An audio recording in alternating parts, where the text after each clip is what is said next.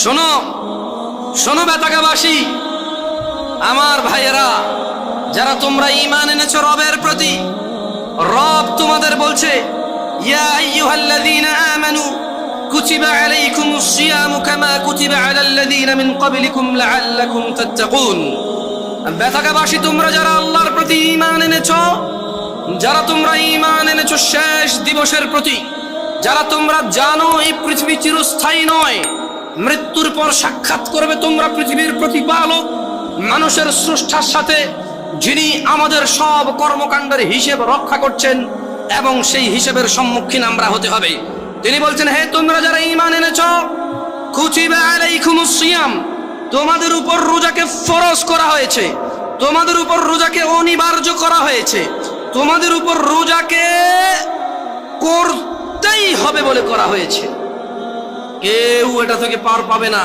কামা কুতিবা আলাল্লাযীনা মিন ক্বাবলিকুম, ও মুহাম্মদের উম্মতরা সাল্লাল্লাহু আলাইহি ওয়াসাল্লাম, তোমরা যারা ঈমান এনেছো আল্লাহর প্রতি, জেনে রাখো তোমাদের উপর রমাদানকে ফরজ করা হলো যেমন তোমাদের পূর্ববর্তী, তোমাদের আগে যে নবী রাসূল এসেছে, তোমাদের আগে যে উম্মতরা ছিল, ওদের উপরও যেমন রোজা ফরজ ছিল, ঠিক তোমাদের উপরও তেমন রোজা ফরজ।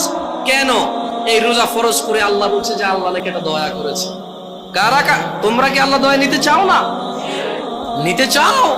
তবে শোনো, তোমাদের রব বলছে কামা কুতিবা আলাল্লাযীনা মিন ক্বাবলিকুম, যেমনটা রোজা ফরজ ছিল তোমাদের পূর্ববর্তীদের উপরে, তো রোজা থাকলে কি হবে?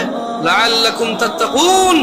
আল্লাহ বলছে এই রোজাকে আমি তোমাদের জন্য বাধ্য করেছি, তোমরা এটাকে থেকে দেখো, তোমরা এটা পালন করে দেখো, একটা মাস তোমরা রোজা রেখে দেখো, দেখো তোমাদের আল্লাহ ভীরুতা বাড়বে, দেখবে তোমাদের আল্লাহর সাথে সম্পর্ক ভালো হবে, দেখবে তোমাদের আল্লাহর সাথে পরিচয় হবে, দেখবে তোমাদের আল্লাহর পরিচিতি বাড়বে, দেখবে তোমাদের আল্লাহর প্রতি সন্তুষ্টি বাড়বে, দেখবে তোমাদের পৃথিবীর মূল্য তোমরা বুঝবে, দেখবে তোমরা পৃথিবী থেকে বিদায় নেওয়ার পরে কোথায় তোমরা যাবে তার মূল্যায়ন তোমরা করতে পারবে। একটা মাস রোজা রেখে দেখো। আল্লাহ বলছে যে ঈমান আনছো তো শোনো, এই রোজাটা এক মাস তোমার উপরে ফরজ এই জন্য করিনি যে তোমার কষ্ট হবে, এই জন্য করেছি যাতে তুমি তাকওয়াবান হতে পারো, যাতে তুমি আল্লাহ ভীরু হতে পারো। যেমন একজন ড্রাইভার ড্রাইভিং শিখায় কি মানুষকে অ্যাক্সিডেন্ট করার জন্য নাকি সুন্দর করে ড্রাইভ করার জন্য? একজন শিক্ষক বই শিখায় কি পড়ালেখা লেখে শিক্ষিত সুশিক্ষিত হওয়ার জন্য নাকি জঙ্গলি মূর্খ গাধাগর্দ হওয়ার জন্য? আল্লাহ বলছে